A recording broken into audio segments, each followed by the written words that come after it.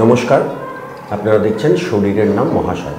আজকে ডাক্তারবাবু ধীরাজ মুখার্জি, উনি দাঁতের রোগের চিকিৎসক। নমস্কার ডাক্তারবাবু। নমস্কার। সারা বিশ্বে দাঁতের প্রতি খুব গুরুত্ব দেওয়া হয়, তার যত্ন করা হয়। ভারতবর্ষে তার হার কম কেন? তাহলে কি এই প্রবাদটা শুধু আমাদের জন্য যে দাঁত থাকতে দাঁতের মর্ম কেউ বোঝে না? ভারতবর্ষে ডেন্টাল এডুকেশনটা একটু কম। যেরকম বাইরের স্কুল হেলথ ফ্লোরিডাইজেশন হয়, মানে জলের মধ্যে স্কুলে ফ্লোরিডাইজেশন করা হয়।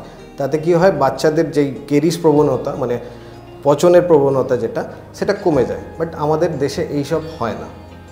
তো সেই জন্যেই আমাদের প্রবণতা, যতক্ষণ না দাঁত খারাপ হয়ে যাচ্ছে, একদম গ্রসলি ডিকেড হয়ে যাচ্ছে, ততক্ষণ জেনারেলি কেউ আসে না।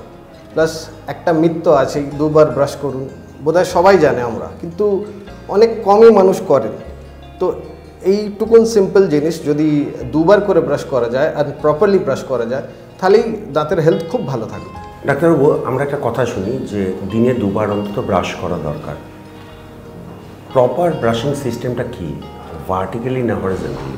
দাঁতের ব্রাশিংয়ের দুটো পারপাস হয়, একটা পরিষ্কার রাখা আর একটাকে গাম ম্যাসাজিং, মানে মাড়িটাকে একটু ম্যাসাজ করা। তো বেসিক্যালি আমরা যেরকম টয়লেট ক্লিন করি হারপিক দিয়ে, সেটাই মানুষের মধ্যে চলে আসে কি যত জোরে ঘষবো বোধহয় দাঁতটা তত তাড়াতাড়ি পরিষ্কার হবে বা তত সাদা হবে। সেটা কিন্তু একদমই নয়।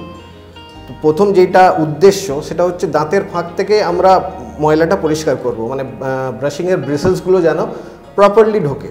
তাহলে কী হবে, দাঁতের ফাঁকে যেই ময়লাগুলো পড়ে আছে বা ব্যাকটেরিয়াল কলোনাইজেশন, সেইগুলো সরে উঠবে। আর নেক্সট হচ্ছে মাড়িটাকে গাম ম্যাসাজিং, হালকা হাতে with soft bristle brush in a semi circular motion যদি আমরা হালকা হাতে করি, তাহলেই that is enough for dental health. এটাকে খুব বেশি জোরে যদি ঘষা হয়, আমরা দেখি একটা অ্যাবফ্র্যাকশন বলি, মানে দাঁতের গোড়ার নিচে একটা মানে গর্তর মতো ওয়েজ টাইপ গর্ত হয়ে যায়। তো সেটা পরবর্তীকালে সেন্সিটিভিটি, এইসব কেরিজ, এইসবে প্রসিড করে। তো রুল হচ্ছে soft bristle, semi circular motion, আর বেশিক্ষণ নয়, 3 to 4 minutes ম্যাক্স।